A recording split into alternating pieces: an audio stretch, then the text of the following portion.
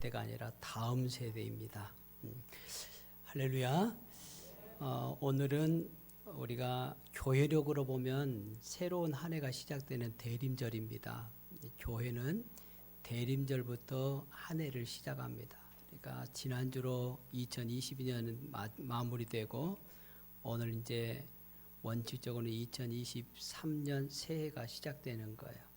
왜 대림절을 새해 첫 주일로 맞이하는가 하면 예수님의 다시 오심을 기다리면서 우리의 모든 삶이 시작되기 때문에 그렇습니다. 그래서 다시 오심 앞에 부끄러움 없도록, 그래서 드림천도 보라색이에요. 보라색은 회개와 경건을 상징합니다. 그래서 우리가 주님께서 다시 오실 때에 정말 기쁨으로 맞이할 수 있는 그런 우리 순창제일교회 모든 믿음의 백성들이 되기를 바랍니다. 새해를 시작하면서 저는 여러분들 가운데 심각한 질문을 하나 던지면서 말씀을 열어가기를 원합니다. 여러분 예수님 믿으십니까? 왜 여러분들은 교회를 다니십니까? 왜 예수님을 믿으십니까? 이 질문에 우리가 이 대림절 기간 동안에 심각하게 우리의 삶 속에서 고민되고 고백될 수 있기를 바랍니다. 어떤 사람들은 예수님 믿으십니까?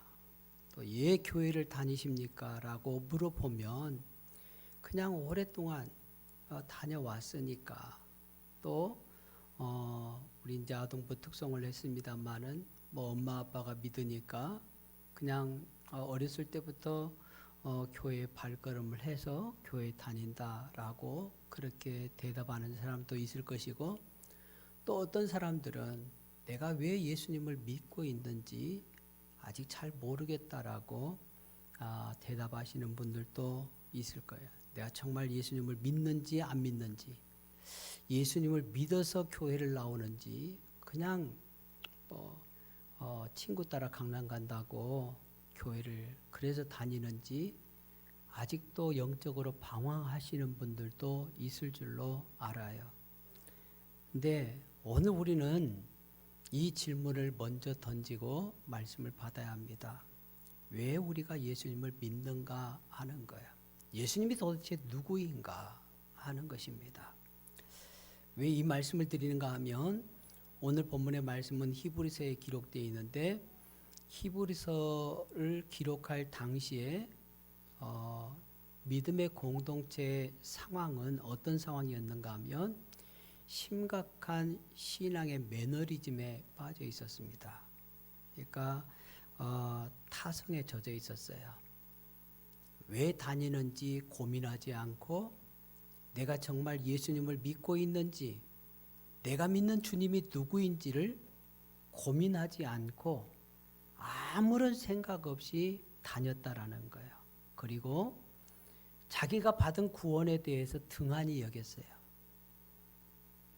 그리고는 말씀을 듣는 것에 둔해지고 신앙은 자라지 못하고 여전히 초보적인 단계에 머물러 있었고, 성도들은 신앙의 유혹에 빠지고 있었습니다. 어떤 사람들은 의도적으로 죄를 짓기 시작했습니다. 믿음이 약해지다가 죄에 빠지기 시작하니까 그것이 이제는 아주 의도적으로 죄를 짓는데, 당시에 초대교회 교인들은 성적인 죄악을 범하는 거예요. 그리고 모이기를 패하는 어떤 사람들의 습관과 같이 모이기를 점점 패하는 그런 모습들이 초대교회에 있었습니다. 그런 모습만 있는 게 아니라 신앙적으로도 아주 심각한 도전을 받았습니다. 교회에 핍박이 있었습니다. 그의 삶의 터전에서 쫓겨나는 사람들이 있었고, 재산을 몰수당하고, 심지어는 순교를 당한 사람들도 있었습니다. 그런데 이것이 그저 쉽게 없어질 상황이 아니라 앞으로도 계속되어질 상황이었다라는 거예요. 잠깐의 위험이 아니라 계속적인 신앙적인 어떤 박해, 핍박, 이런 것들이 있었어요. 이것을 모두가 다 무마시킬 수 있는 길이 하나 있는데 그것은 다른 것이 아니라 예수님을 부인하는 거예요. 신앙을 떠나는 거예요. 신앙을 떠나면, 교회를 떠나면 이런 예수님에 대해서 깊이 고민할 필요도 없고 삶의 어떤 심각한 핍박을 받을 필요도 없었습니다. 목숨의 위험을 느끼지 않을 수도 있었습니다. 그냥 편안한 삶을 살아갈 수가 있었다라는 거예요. 예수님을 믿지만 않으면 세상의 염려는 없이 살아갈 수 있었다라는 거예요. 근데 이 상황 가운데서 성도들은 깊게 고민하는 거예요. 내가 왜 예수님을 믿어야 하지?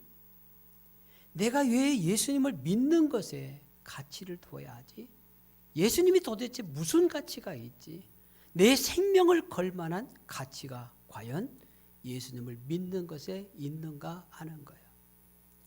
오늘 우리는 히브리서를 기록한 시대와는 다른 시대를 살아가고 있지만 여전히 우리는 그 시대와 다를 바 없는 상황 가운데 있습니다.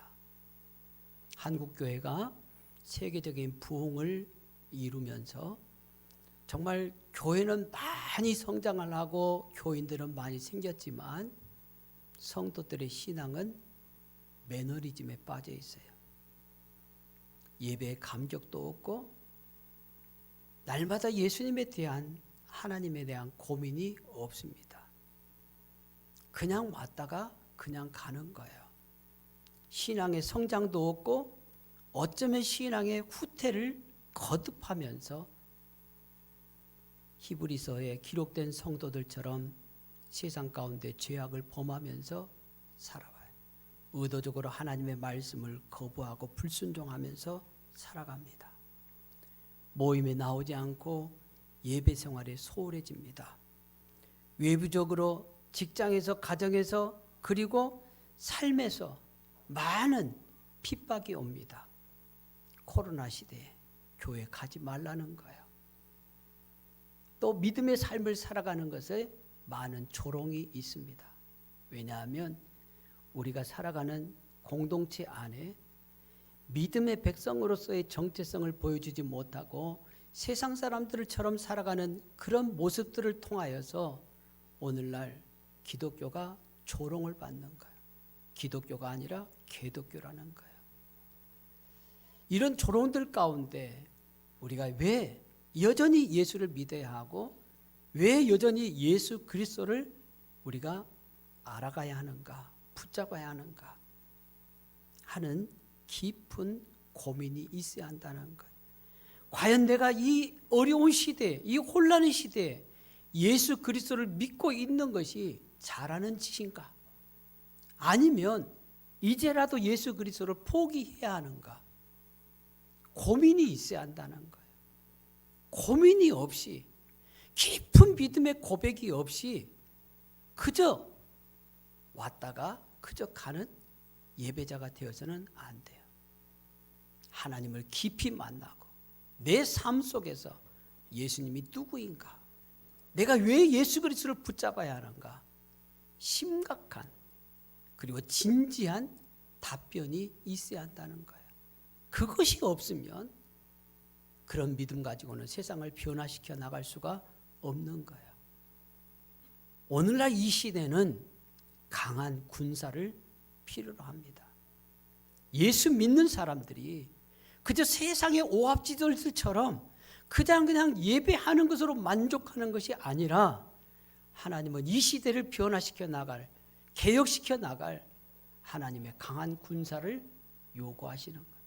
그 강한 군사는 예수님에 대한 나의 고민에서부터 나오는 거예요. 예수님이 나에게 어떤 분인가? 내 인생이 어떤 분인가?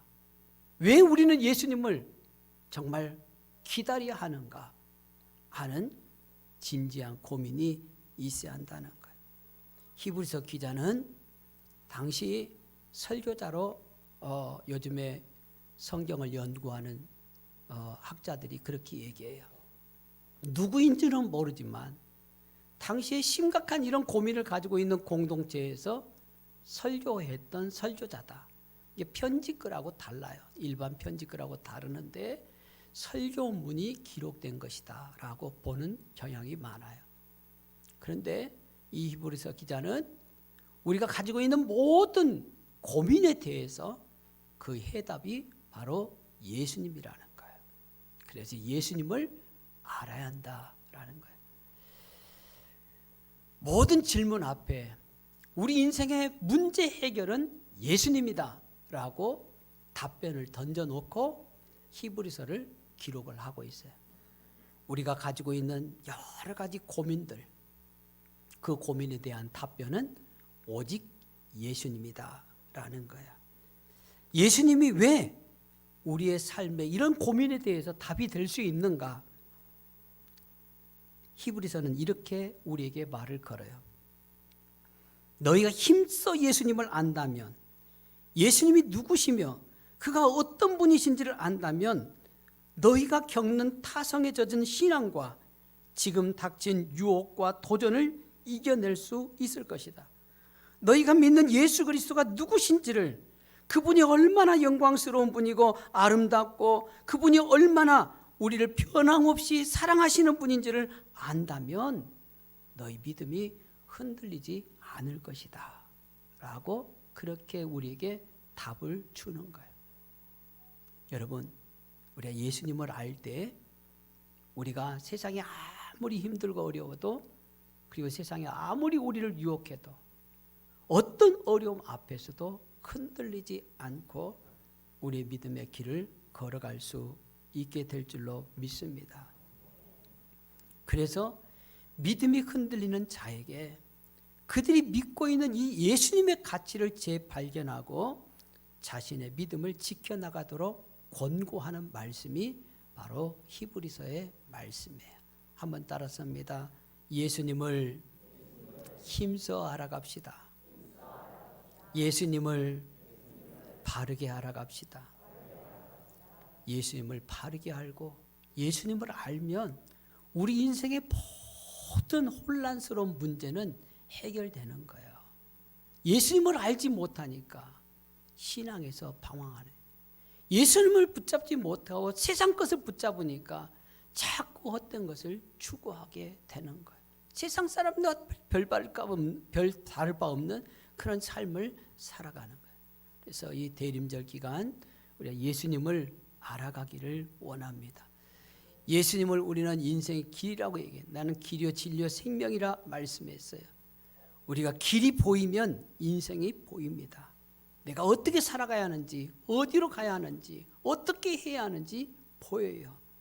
가야 할 길이 보이지 않으니까 방황하는 거예요. 내가 어떻게 살아가야 하는지를 알지 못하니까 내가 지금 잘 살고 있는지 잘못 살고 있는지 모르고 있는 거예요. 내가 어떻게 정말 어디를 가야 하는지 모르니까, 확신이 없으니까 방황하는 거예요. 마지 못해, 죽지 못해서 살아가는 거예요. 예수님을 믿는 사람들은 그렇게 살아서는 안 돼요. 예수님을 알면 인생이 보입니다. 예수님을 알면 인생이 행복해져요. 그래서 우리는 예수님을 알아가야 해요. 예수님을 아는 것은 알아도 되고 몰라도 되는 것이 아니라 우리 인생이 달린 문제고 영생이 달린 문제예요. 그래서 반드시 예수님을 알아가야 합니다. 오늘 예수님을 누구인가? 세 가지를 말씀하는데, 첫째는 예수님은 만물의 창조자시다라고 말씀해요. 2절 말씀에 보면 이 모든 날 마지막에는 아들을 통하여 우리에게 말씀하셨으니 이 아들을 만유의 상속자로 세우시고 또 그로 말미암아 모든 세계를 지으셨느니라 라고 말해요. 하나님은 이 아들로 말미암아 모든 세계를 지으셨다라고 말씀해요. 모든 것에는 다 시작이 있고 모든 것의 존재에는 원인이 있습니다. 모든 것의 시작에, 모든 존재의 근원에 예수님께서 개입하셨다라는 거예요. 예수님께서 세계를 지으셨습니다. 모든 세계는 예수님으로 말미암고 모든 것은 예수님 없이는 존재할 수가 없는 거예요. 그래서 요한복음 1장 1절로 3절 말씀에 보면 요한은 태초에 말씀이 있었고 그 말씀으로 말미암아 만물이 지은 바 되었고 지은 것이 하나도 그로 말미암아 그가 없이는 된 것이 없다라고 그렇게 말씀해요. 그러니까 이 말씀이 예수 그리스도라는 거예요. 로고스. 근데 그리스 세계에서는 이 로고스라는 말씀이라는 것은 모든 만물과 모든 인간의 삶을 설명하고 이해할 수 있는 단 하나의 진리, 유일한 진리를 로고스라 그렇게 사용을 했어요. 그러니까 인생이 가지고 있는, 세상이 가지고 있는 모든 수수께끼를 풀 수 있는 단 하나의 진리가 있다면 그것은 로고스인데, 그것이 바로 누구라는 거예요? 말씀이신 예수 그리스도라는 거예요. 내 삶에 수없이 많은 수수께끼들이 있어요. 그 수수께끼들을 풀어갈 수 있는 유일한 열쇠가 바로 예수 그리스도다라는 것입니다.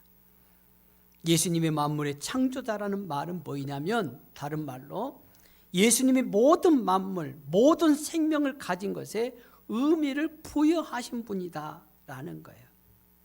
여러분, 우리의 삶의 의미를 부여하신 분이 누구라는 것입니까? 예수님이라는 거예요. 요즘에는 스마트폰들이 많이, 신형들이 많이 나와요. 제가 가지고 있는 것도 지금 한 3년 썼는데 이것도 구형이요. 요즘에는 새 것이 많아가지고, 근데 제가 가지고 있는 스마트폰도 3년이나 됐는데 저는 그 기능을 다 쓰들 못해요. 저는 거기서 노트로 쓰고, 그 다음에 카메라로 쓰고, 제일 많이 쓰는 것이 카메라, 그 다음에 통화, 문자 주고받고 그런 거예요. 근데 이 핸드폰에는 그런 기능 말고도 엄청난 기능들이 많아요. 근데 다 알지 못해요. 다 알지 못하면 어떻게 해요? 모르면 판매점에 가서 물어봐요. 김명권 사람한테 가서 물어봐요. 이 핸드폰은 기능이 뭐가 있습니까? 김명권 사람도 다 알가니? 다 모르면 누구한테 물어봐요? 제조사한테 물어보는 거예요. 설명서 보는 거예요. 그러면서 이 스마트폰에는 이런 기능이 있습니다. 이것은 이렇게 씁니다. 라고 설명을 해주는 거예요. 우리의 삶에는 수없이 많은 질문들이 있어요. 그런데 그 질문에 해답을 줄 수 있는 분은 의미를 부여하시는 예수 그리스도밖에 없다는 거예요. 우리를 창조하신 그분만이 우리의 인생에 답변을 줄 수 있다라는 것입니다. 여러분, 우리가 우리의 삶의 의미들을 잘 알아야 해요. 여러분 왜 사십니까? 왜 존재하십니까? 여러분의 인생의 목적이 무엇입니까? 심각한 고민이 있어요. 한때 목적을 이끄는 40일에 대해서 한국교회가 불릴듯 공부를 많이 했어요. 도대체 인생의 목적이 무엇인가? 우리 교회는 했는지 안 했는지는 모르지만 왜 그것이 정말 믿는 사람이든지 안 믿는 사람이든지 그 공부를 했는가 하면 우리는 너무 목적 없이 의미 없이 살아간다는 거예요. 내가 왜 살아가야 하지? 내가 왜 존재하지? 내가 왜 일해야지? 내가 왜 이 일을 하고 있어야지? 아무런 의미를 부여하지 않고 하는 거예요. 그러나 어느 순간 허무함이 찾아와요. 내가 왜 이렇게 애쓰면서 돈을 벌어야 하는지, 내가 왜 이렇게 직장 생활해야 하는지, 이런 험한 말을 들으면서 이런 힘든 상황 가운데서 왜 살아가야 하는지를 몰라요. 그러니까 모르니까 삶을 내려놓는 거예요. 목적을 모르니까 내려놓는 거예요. 많은 믿음의 사람들이 내가 왜 믿어야 하는지를 모르면 믿음을 내려놓는 거예요. 포기하는 거예요. 내 하나님은 이사야서 43장에 이렇게 말씀해요. 이 백성은 내가 나를 위하여 지었나니 나를 찬송하게 하려 함이니라.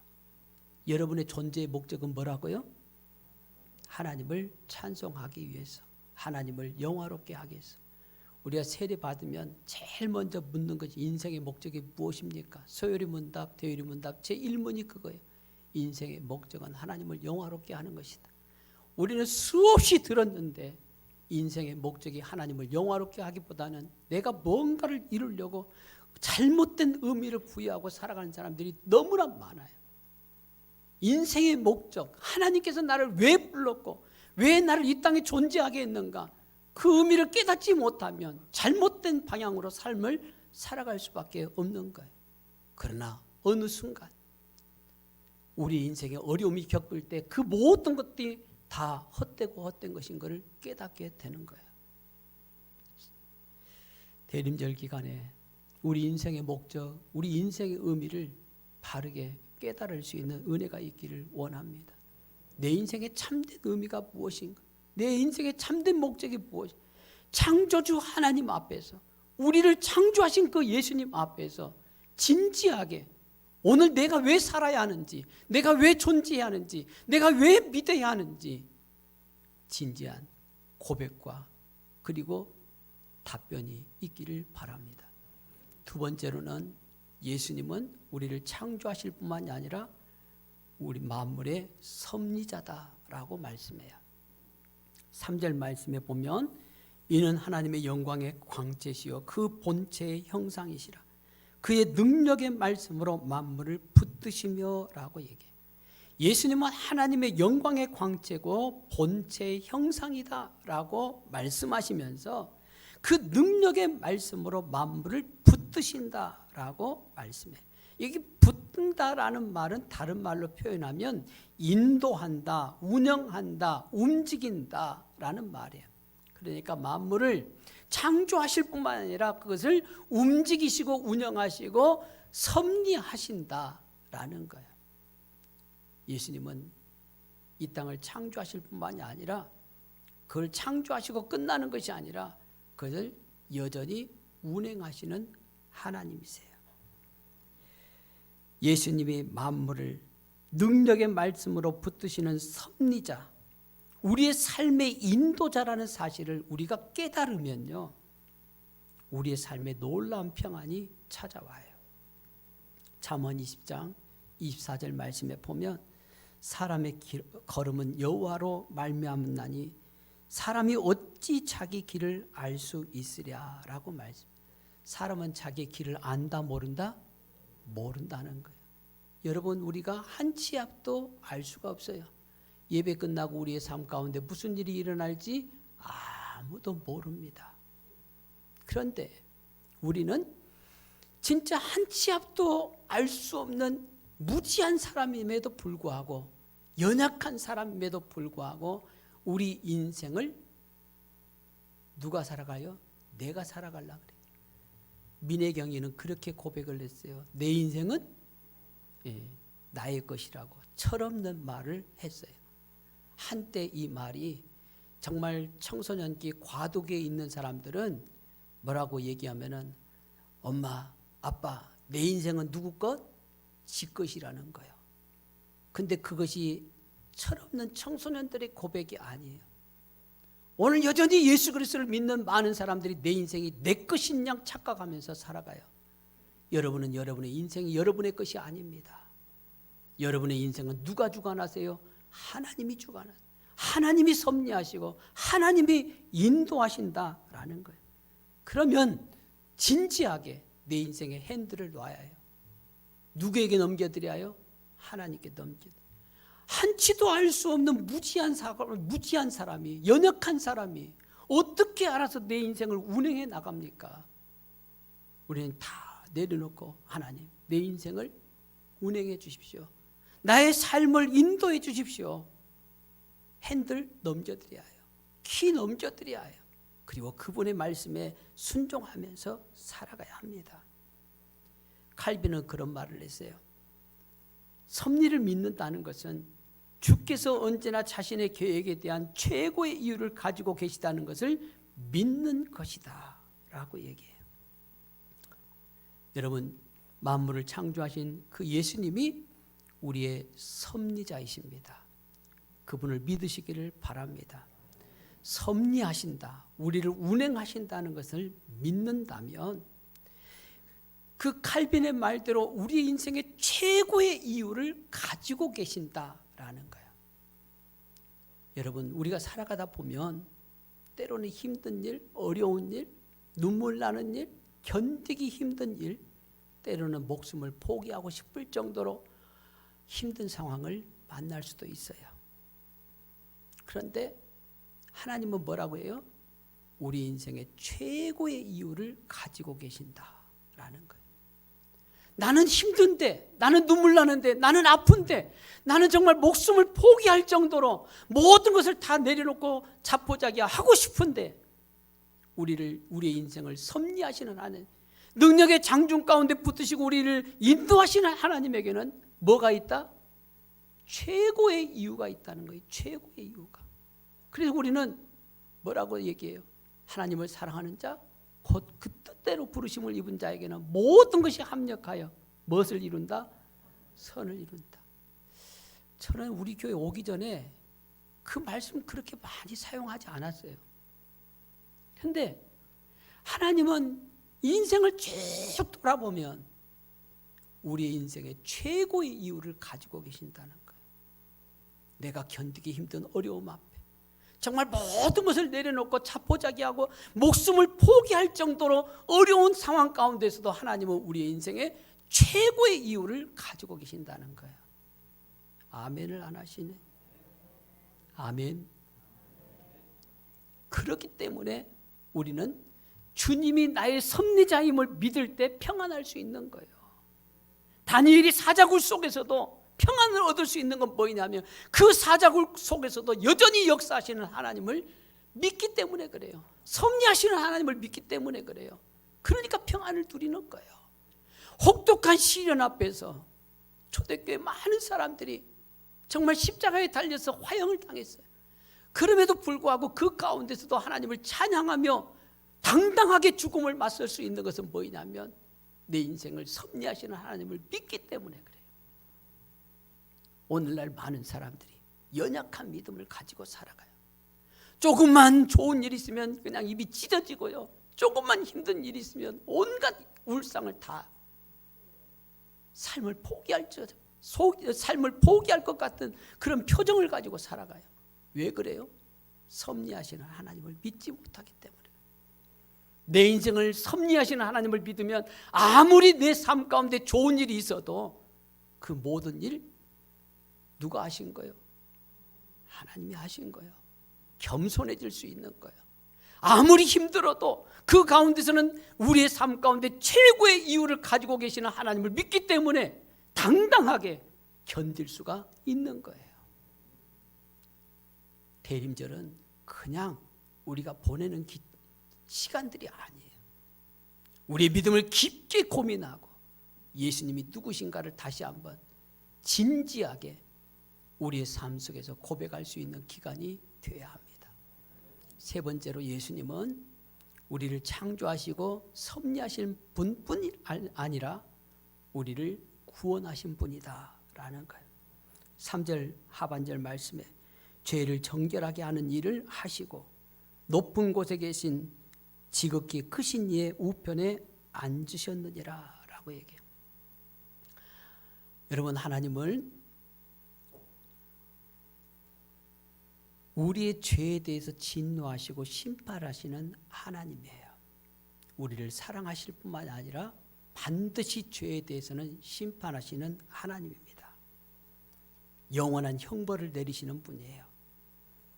인간의 죽음 뒤에는 반드시 영원한 형벌과 진노와 심판이 있다는 사실이에요. 그래서 히브리서 9장 27절에 한 번 죽는 것은 사람에게 정한 것이요 그 후에는 심판이 있으리니 라고 얘기해요. 우리가 죽음 뒤에 하나님 앞에 심판대에 선다는 것을 알아야 해요. 모든 사람들이 다 죄 때문에 죽게 되고 하나님의 심판대 앞에 서서 영원한 형벌을 받아야 하는데, 왜냐하면 로마서 3장 10절에 의인은 없나니 하나도 없다. 저와 여러분들은 다 죄인이요 하나님의 심판대 앞에 서야 합니다. 영원한 형벌을 받아야 합니다. 그런데 우리를 그 죄에서 정결하게 하시는 분, 우리를 깨끗하게 하시고 우리에게 영원한 생명을 주신 분이 누구라고 얘기해요? 히브리서는 아예 처음부터 예수 그리스도는 우리를 죄에서 정결하게 하신 분이다, 죄를 깨끗하게 하신 분이다 라고 선포하고 시작을 해요. 우리가 왜 예수님을 믿어야 하느냐? 우리의 영원한 죽음으로부터 우리를 깨끗하게 하신 분이, 우리를 구원하신 분이 예수님이기 때문에 그 예수님을 믿어야 한다는 거예요.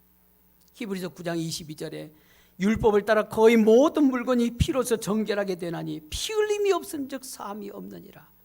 구약 시대에는 우리가 죄를 지을 때마다 피를 흘려야 해요. 나는 피를 흘리지 못하니까, 죽지 못하니까 내 대신 누가 죽은 거예요? 재물이 죽은 거예요. 재물이 대신해서 피를 흘린 거예요. 그래서 당시의 사람들은, 율법주의자들은 여전히 우리 가운데도 피 흘림의 제사가 있어야 한다, 예수 갖고는 안 된다라고 얘기해요. 그러나 히브리서 기자는 예수 그리스도께서 우리의 죄를 깨끗하게 하셨다라고 아예 1장에서 선포를 하고 시작하는 거예요. 예수님 우리를 모든 죄에서 깨끗하게 하셨다.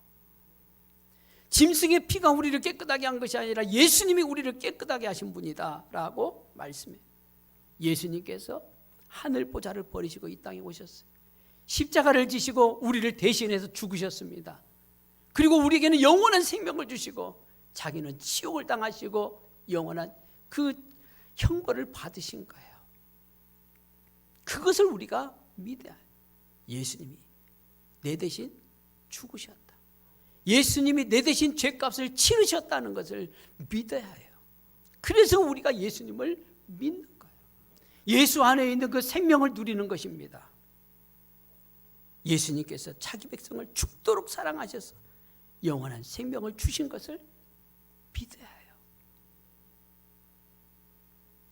자신은 만물의 창조자이시고 만물을 섭리하시는 분임에도 불구하고 이토록 위대하신 분이, 영원히 영광을 받으실 분이 우리를 위해서 자기의 모든 것, 심지어는 생명까지도 버리시는 분이 바로 예수님이에요.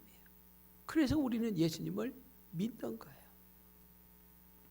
오늘